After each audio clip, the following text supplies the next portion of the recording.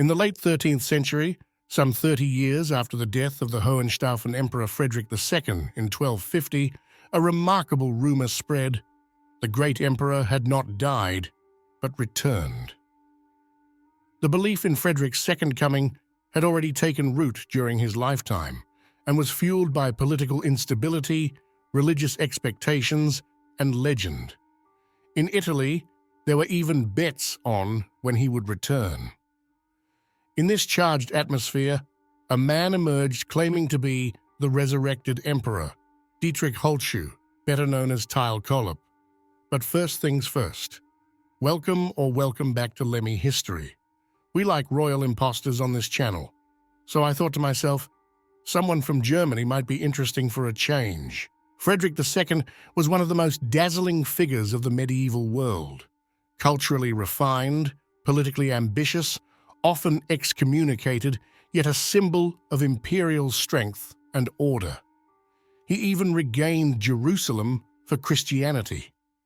After his death, many in Europe clung to the belief that he would return to restore the empire and reform the church. These millenarian hopes aligned with widespread dissatisfaction with contemporary rulers. So when a man emerged claiming to be the long-dead emperor, he found a public ready to believe. Important to know in this context, after Frederick II's death, began the so-called Interregnum, a period from 1250 to 1273 when no universally recognized king ruled the Holy Roman Empire. Several contenders fought for power, and the empire fragmented into semi-autonomous territories. The authority of princes grew, and the imperial center weakened. This prolonged uncertainty created a yearning for a strong, just ruler, a desire Kolup would soon embody. Even so, he did not appear until the Interregnum had already been overcome for 10 years. In the meantime, Rudolf von Habsburg sat on the throne. Around 1283, Tile Kolup appeared in Cologne, claiming to be Emperor Frederick II. There, he was mocked and rejected. But in Neuss, his story took root. The population, steeped in superstition and burdened by princely oppression, embraced him only too readily as the returned emperor. And some members of the nobility and the church sensed the opportunity to put themselves in a more powerful position. Kolup quickly began to rule, holding court sessions, issuing privileges, and sending sealed letters to nobles and cities. The source of his funding remains a mystery. While some speculate those rival princes supported him financially as well, it's more likely that heretical groups saw in him the prophesied savior who would subdue the clergy and restore a true empire. In this way, Kolup was a very attractive Emperor Frederick II for very different groups. The fact that he was actually dead was an obstacle, but not an exclusion criterion. In Neuss, Kolup was treated as a legitimate monarch. The citizens even defended him against the Archbishop of Cologne. During his reign, Kolup was approached by the Frisians, who sought help against Count Floris of Holland. Kolup responded with a protection mandate addressed to the Bishop of Utrecht, a document that still survives. His reputation spread up the Rhine, into Burgundy, and even northern Italy. Envoys were sent to verify the rumors firsthand, and they all returned home laughing.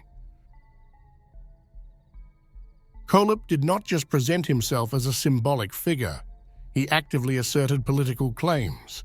He summoned King Rudolf of Habsburg to appear before his throne and announced plans to hold an imperial assembly in Frankfurt.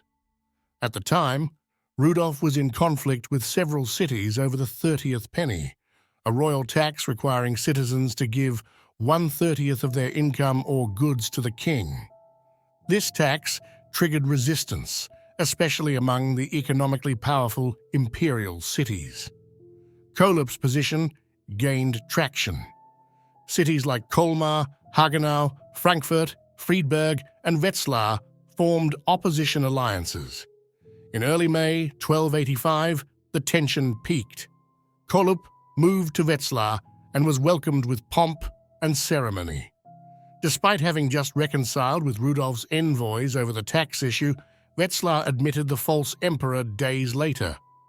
Rudolf, abandoning his siege of Colmar, marched north with reinforcements from Speyer, Worms, and Mainz. Rudolf acted swiftly. Wetzlar surrendered and delivered Kolup into his hands. Under interrogation, Kolup revealed his true identity, Dietrich Holzschuh, and likely confessed to heresy. On July 7, 1285, he was burned at the stake in Wetzlar. His death ended the episode, but not the myth. Kolup was neither the first nor last to claim Frederick's name. As late as 1295, another false Frederick was executed in Esslingen. Kolup's story reveals how much political legitimacy in the Middle Ages relied on symbols, myths, and public perception. He skillfully tapped into the collective yearning for justice, order, and redemption. Though his origins, means, and supporters remain obscure, Kolup was briefly a genuine political force with very real followers. The episode of the false Frederick is more than a historical oddity. It reflects the volatile political atmosphere of the late High Middle Ages, a period shaped by contested authority, spiritual aspirations, and the gap between image and reality, between reality and longing. Tile Kolup, alias Dietrich Holzschuh, was a product of his time, a living sign of the desire for a better realm. That so many believed him, even briefly, speaks volumes about the enduring power of hope, imagination, and illusion. Thanks for watching. Please like and subscribe to support my channel.